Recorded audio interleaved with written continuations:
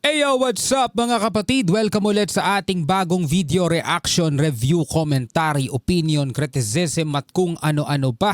Ikaw ba'y isang Pilipino mga tol at ikaw ay naninindigan din na ang West Philippine Sea ay soberanya ng Pilipinas mga tol at tayo ang may karapatan dyan, no? Sa mga lamang dagat, sa mga isda, sa mga yaman mga tol. Kaya hindi tayo dapat ginigipit, hindi tayo dapat hinaharas ng kahit na sino mang bansa mga tol. Kung ikaw ay naniniwala mga kapatid, no, dapat ay laging open ka.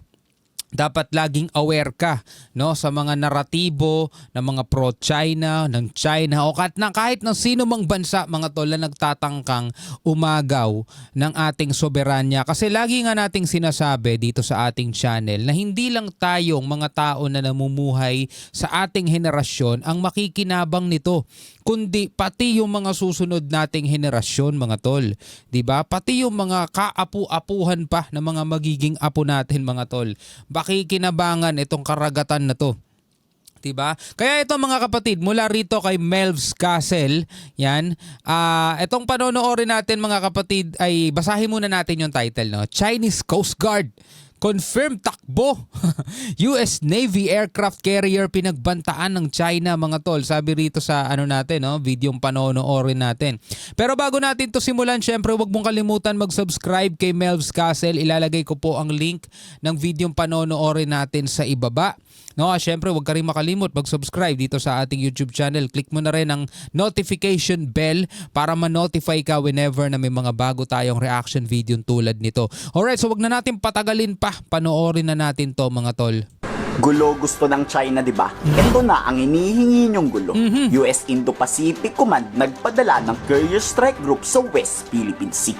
Pinangungunahan to ng USS Carl Vinson, isang nuclear-powered aircraft carrier ng US Navy 7th Fleet. Alam mo kung titignan mo, yung China parang gusto nila ng gulo. Na ayaw nila. Mga tol, 'di ba? Tatandaan natin ang China mga kapatid, sila ang may pinakamalaking naval forces sa buong mundo, 'di ba? Nalamangan pa nga nila mga tol ang Amerika eh. Pero kung titignan mo, parang hindi naman nila gusto rin na magkagera. 'Di ba? Hindi nila gusto yung tipong alam mo 'yon, umabot tayo sa digmaan talaga.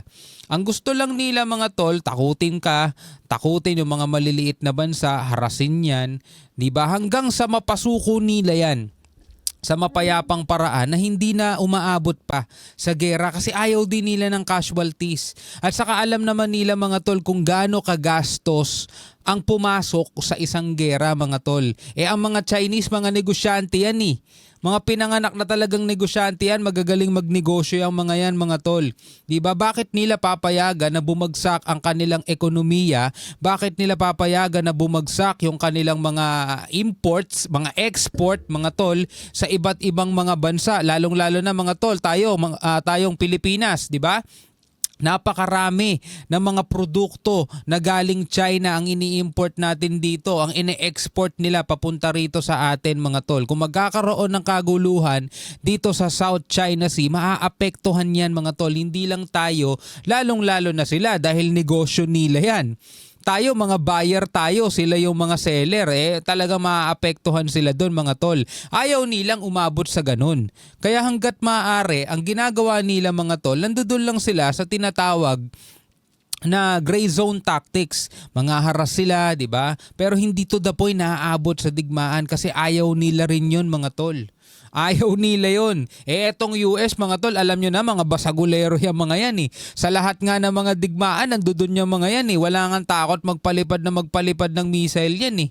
Diba? So yan ang nakikita natin. No? Yan yung naa-analisa natin dito sa mga nangyayari ngayon. Kaya tingnan nyo mga tol, yung nagpadala ang Amerika ng kanilang fleet dito sa South China Sea o sa West Philippine Sea mga tol, tingnan nyo, umaangal ang China. Umaangal pati yung mga pro-China mga tol.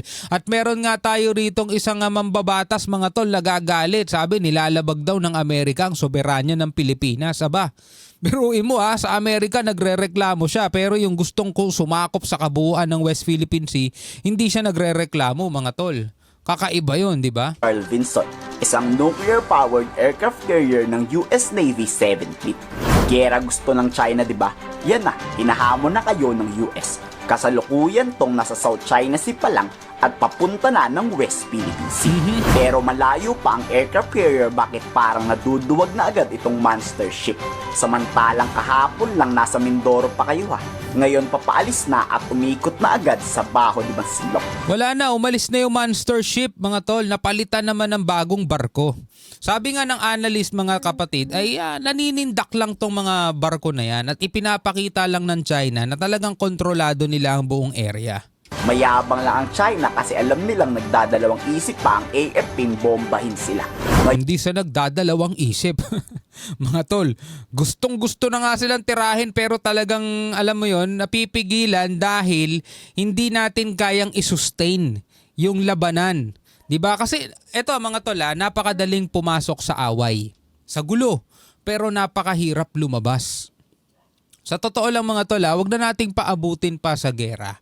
No, sa personal na away na lang, personal na kaguluhan na lang sa mga katrabaho mo, sa mga kapitbahay mo, napakadaling pumasok sa gulo.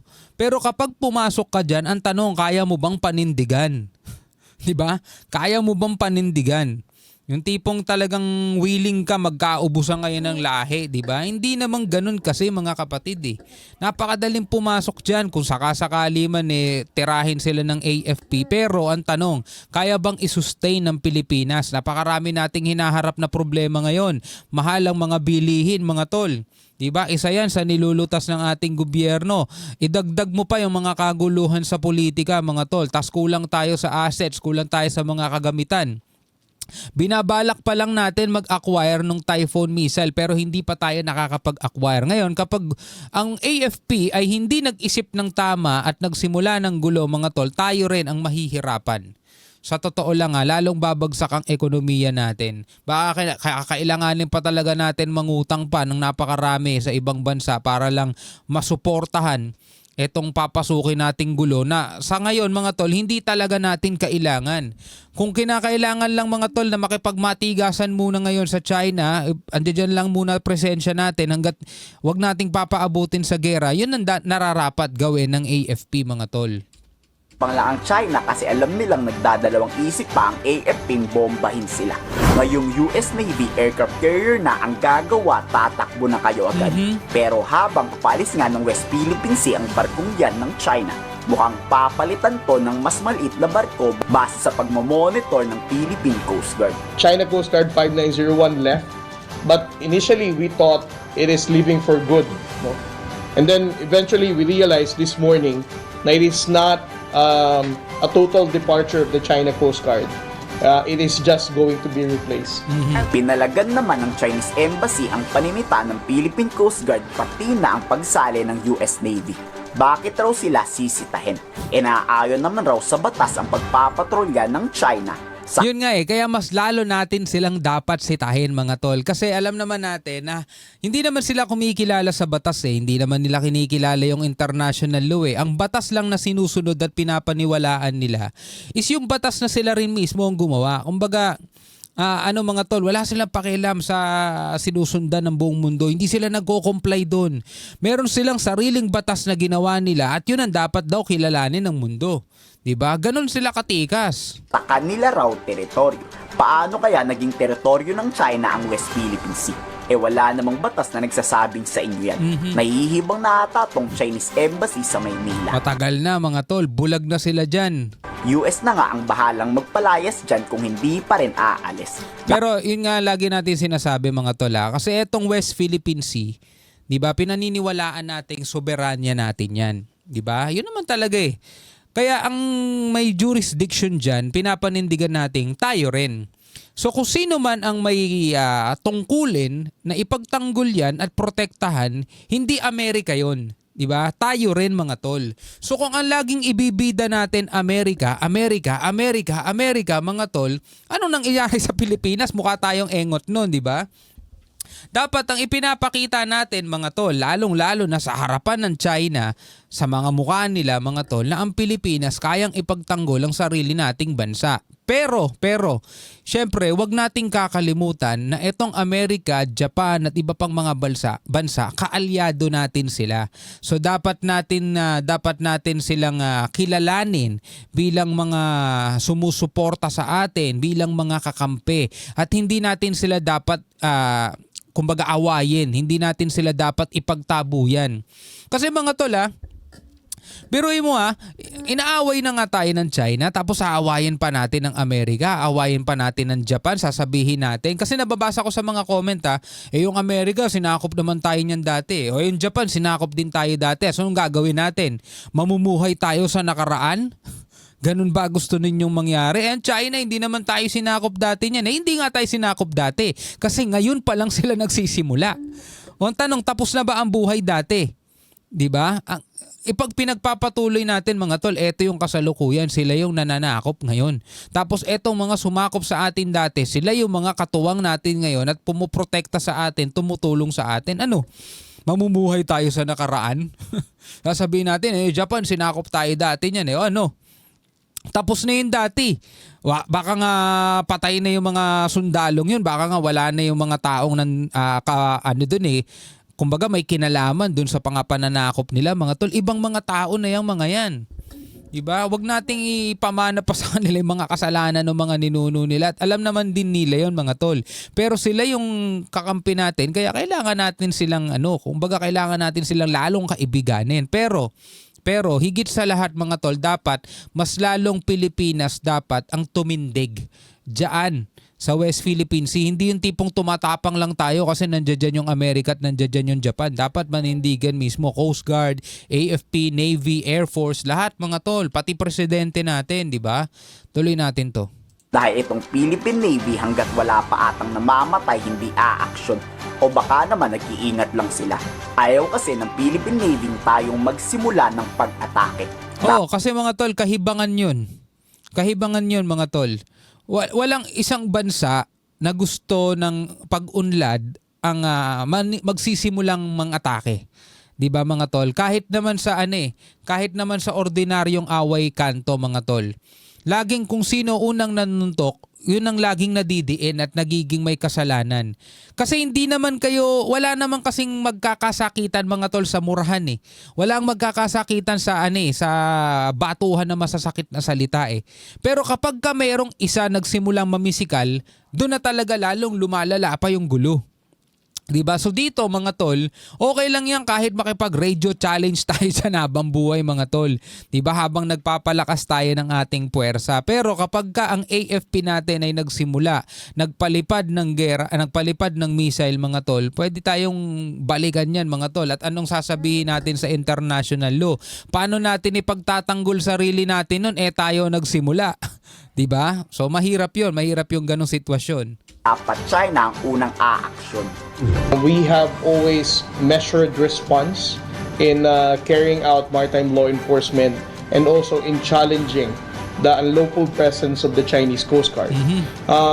This just goes to show that it is the Chinese government that is escalating the tension, that they are provoking us. As the Coast Guard is concerned, we're not going to be threatened, and then at the same time, not to carry out actions that would escalate the tension. Tama, diba? Hindi tayo kailangan gumawa ng aksyon na mas lalo pang magpapalala ng sitwasyon. Laging isinasaalang-alang ng ating mga otoridad yung kaligtasan ng mas maraming Pilipino, mga tol. Imagine mo ang meron lang tayo rito yung mga Tomahawk natin, mga tawag dito, mga missile na meron tayo. Pero ang China mga tol, may nuclear yan. Imagine mo, paliparin nila lahat yan papunta sa atin. Ubus talaga tayo mga tol. Anong makukuha natin? Diba? Hindi lang West Philippine Sea mawawala sa atin mga tol, baka buong bansa. Kaya yun ang laging iniisip ng ating mga kasundaluhan at ng presidente natin. Mahirap nasa kalagayan ganyan, mahirap.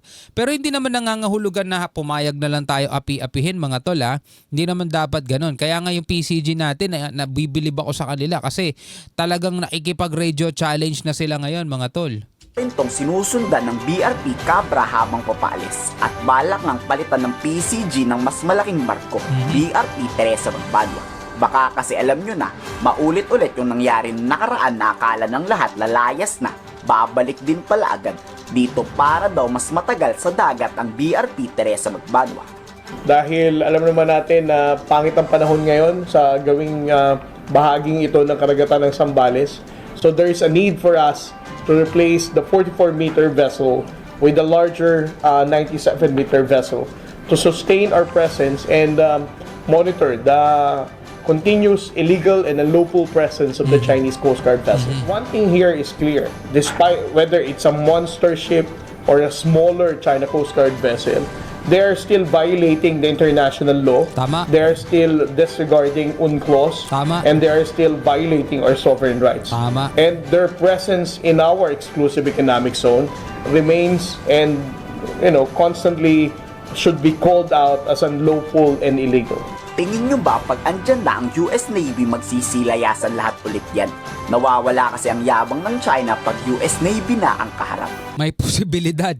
Talagang nawawala sila mga tol. Ano sa tingin nyo? I-komento No? Nawawala sila mga tol kapag andyan dyan ang presensya ng Amerika. Kasi alam nila mga tol, hindi nagbibiro tong mga kano. Pag sinabi ng kanong gera, gera talaga. Hindi sila takot gumastos ng napakalaki mga tol.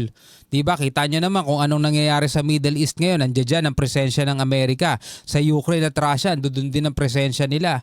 So, etong nangyayari mga kapatid na mga gera na doon sa Middle East na nagaganap na ngayon. Ito yung pagpapakita mga tol ng Amerika na hindi sila nagbibiro. Pag sinabi nilang gera, gera talaga. 'Di ba? Etong China mga tol, hindi natin alam kung kaya ba nilang isugal yung kanilang ekonomiya na hindi rin naman kagandahan ngayon at saka ang tagal-tagal nilang pinaunlad yan, pinalago yan tapos biglang masisira lang ngayon. At isa pa mga tol, tayo naman bilang bansa, 'di ba? Sa kalagayan ngayon ng ating bansa, mga tol, kahit ikaw nagrereklamo ka sa taas ng mga bilihin, mas lalong tataas 'yan kapag pumasok tayo sa gera. 'Di ba? Alam niyo na kung magkano ang presyo ng isang missile na pinapalipad, 'di ba? Hindi lang basta milyon. Talagang sobrang mahal, mga kapatid, no? So ikaw bilang isang Pilipino, ano masasabi mo diyan? Comment ka na lamang sa ibaba. Hanggang sa muli, ako nga pala si Shobaldi. Peace out.